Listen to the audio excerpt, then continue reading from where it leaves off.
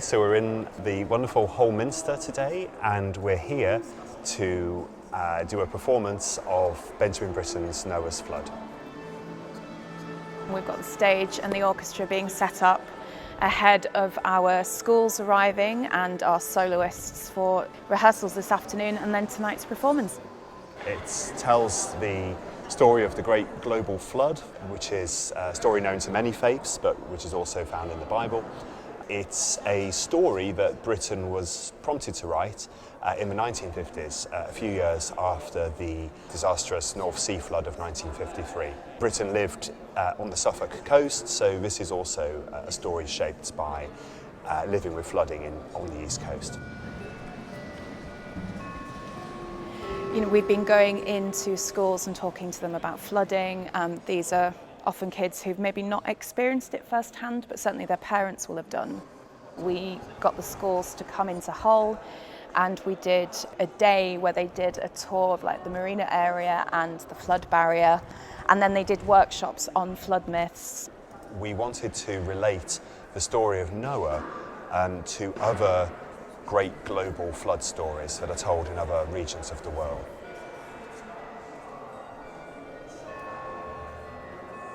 The last major flood in Hull was in the summer of 2007, and certainly the teachers in the room remembered it. The importance of a project like this is to bring that kind of awareness into living memory.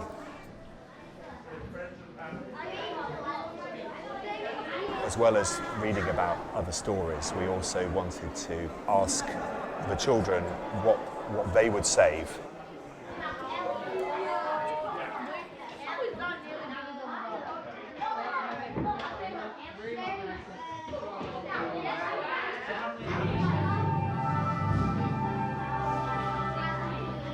There's a real element of play in this.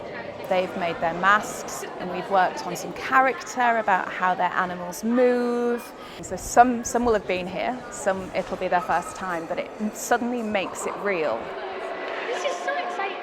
Climate and sustainability is taught through the science and technology subjects, so the STEM subjects.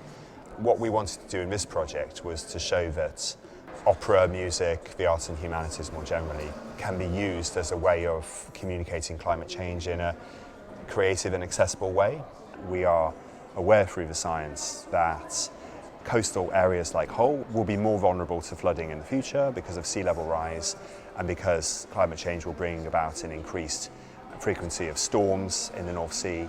There's a section in the opera where the storm happens that brings about the flood.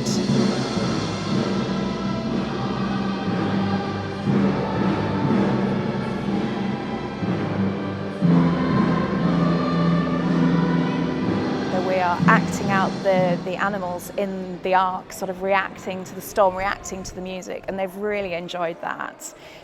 There's also good evidence that opera, singing, performing in public, raises confidence, self-esteem, but also a sense of group working.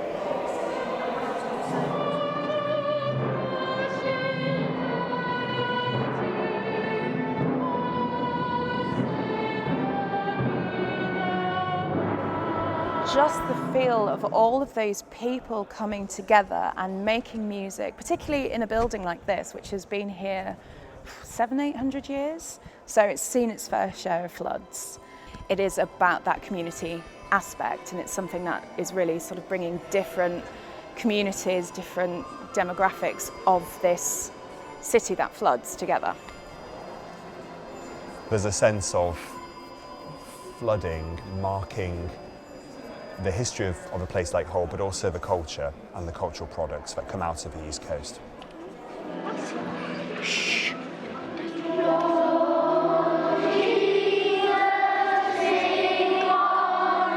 What I'm hoping is that if they do experience flooding, which is highly likely in this area, is that they look back on this project and they maybe have a more developed, more intelligent emotional response to what can be a very upsetting and difficult situation.